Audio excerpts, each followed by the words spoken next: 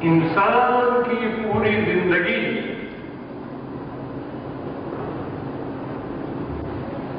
آپ جائزہ لے جائیں، اگر وہ کامیاب زندگی نہیں ہے تو بہت سے مخلوقات ہیں کہ جو روئے زمین پر آتے ہیں اور چلے جاتے ہیں، لیکن سب سے بڑی بات یہ ہے کہ دنیا بھی کامیاب ہو اور آخرت بھی کامیاب۔ اس لیے میں نے اس آیت سے شروع کیا کہ قرآن کہتا ہے کہ ان ھذا لہو الفوز العظیم، یہ سب سے بڑی کامیابی ہے۔ لمثل ھذا فلیعمل العاملون، اس جیسا کام کرنے والوں کو کرنا چاہیے۔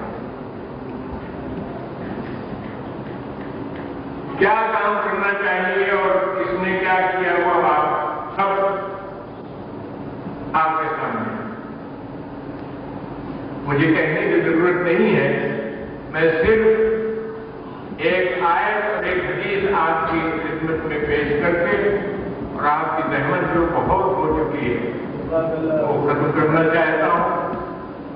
ارشاد ہوتا ہے للمؤمنین والمؤمنات فی جنات تجری من تحتها الانہار خالدین فیہا ابدا ویکفر عنہم سیئاتہم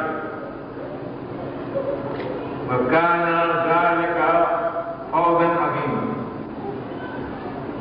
رب العالمین چاہتا ہے کہ مومنین اور مومنات کو ایسی جنتوں میں لے جائے کہ جہاں نہریں جاری ہیں، ہمیشہ اس میں رہیں گے، اور یہ چاہتا ہے کہ ان کی خامیوں کو اس طریقے سے چھپا دے، پردہ ڈال دے کہ جیسے انہوں نے کوئی برائی کی ہی نہیں۔ وَكَانَ ذَلِكَ فَوْزًا عَظِيمًا، یہ بہت بڑی کامیابی ہے۔ تو میرے محترم سامعین، آخر میں انسان کا جنت میں چلے جانا اور اس کے گناہوں کا اگر گناہ ہے تو ان پر پردے کا پڑ جانا، اس سے بڑھ کر کوئی کامیابی نہیں، جیسا کہ قرآن میں۔ اور دوسری آیت میں یہ کہا گیا ہے کہ یوم یجمع الصادقین صدقہم، قیامت کے دن وہ ہوگا کہ جب سچوں کو ان کی سچائی فائدہ دے گی اور قرآن عالم ان کو جنت میں جس کے نیچے نہریں جاری ہوں گی داخل کرے گا، وہ ہمیشہ اس میں رہیں گے۔ رضی اللہ عنہم ورضوا عنہ، یہ لوگ وہ ہوں گے کہ خدا ان سے راضی، یہ خدا سے راضی۔ ذالک هو الفوز، اور یہ بھی بہت بڑی کامیابی ہے۔ تو خدا کی رضا حاصل ہو جائے، یہ بھی بہت بڑی کامیابی، جنت میں انسان پہنچ جائے، یہ بھی بہت بڑی کامیابی، اور اس کے گناہوں کو پردہ پڑ جائے، یہ بھی بہت بڑی کامیابی۔ جناب صدوق روایت فرماتے ہیں کہ سرکار رسالت نے فرمایا ہے کہ ان اللہ جعل لأخی علی ابن ابی طالب فضائل، خداوند عالم نے میرے بھائی علی کے وہ فضائل قرار دیے ہیں لا یحصی عددھا غیرھا، کہ ان کی تعداد سوائے خدا کے کوئی نہیں جانتا، کوئی نہیں جانتا کہ کتنے فضیل، کتنے فضائل ہیں علی کے۔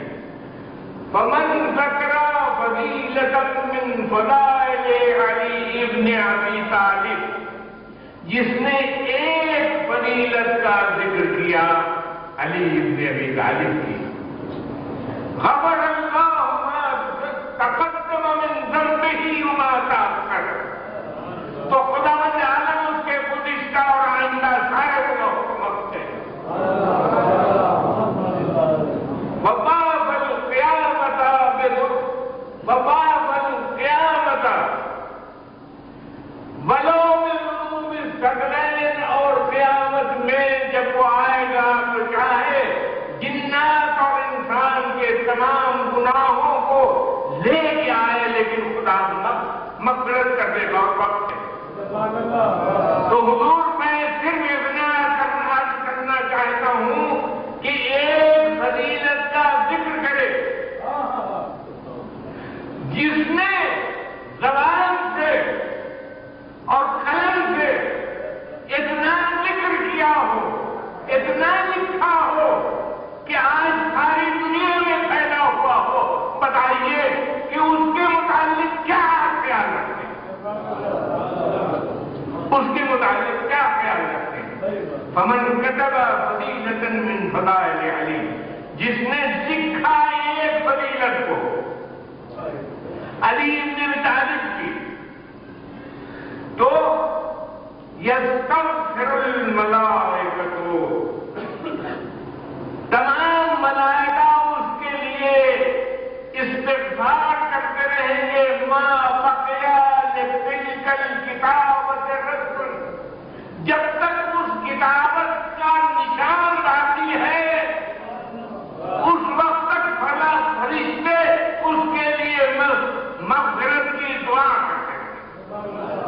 حضور کس نے ایک فضیلت لکھی یا ایک فضیلت کا ذکر کیا, جس نے اپنی ہر کتاب میں علی کا ذکر کیا, جس نے ہر کتاب میں فضیلت علی لکھی ہو, اس کے متعلق آپ کیا خیال کریں؟ سوال کریں. ہم اس طرح اگر کسی نے ایک فضیلت سنی, ایک فضیلت سنی میرے بھائی علی ابن ابی طالب کی, تو اس کے واسطے حضرت فرماتے ہیں کہ اگر ایک فضیلت اس نے سنی ہے تو تمام اس کے گناہ جو اس نے کانوں کے ذریعے سے کیے ہیں سب برابر کر دے گا. اگر اس نے ایک فضیلت پر نظر کی ہے تو جو گناہ اس نے نظر سے کیے ہیں سب بخش دے گا. حضور یہ بتائیے کہ ذکر کرنا اور کتابت کرنا ان میں اور آخری دو میں تلازم ہے کہ نہیں ہے؟ بغیر نظر کیے ہوئے, بغیر کسی عالم سے سنے ہوئے نہ ذکر ہو سکتا ہے نہ کتابت.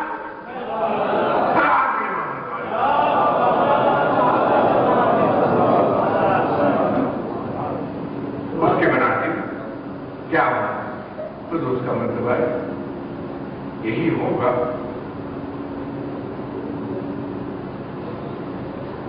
کہ جب تک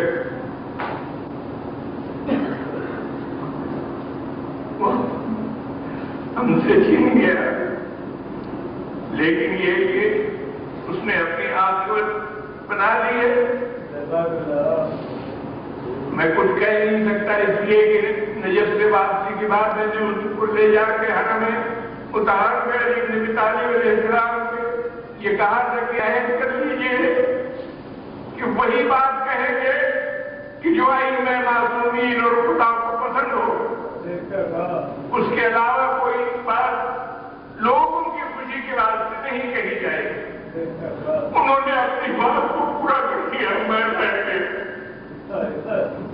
میں زندہ رہ گیا, حالانکہ میں نے اس سے کہا تھا کہ مجھے کفن دینا, مجھے میری تجدید کرنا, لیکن کیا معلوم تھا کہ وہ مجھ سے پہلے چلے جائیں گے اور سرکار نے یہ ادا کو ایسی عدالت بتائے گی کہ حضور کے دن کہیں گے کہ تم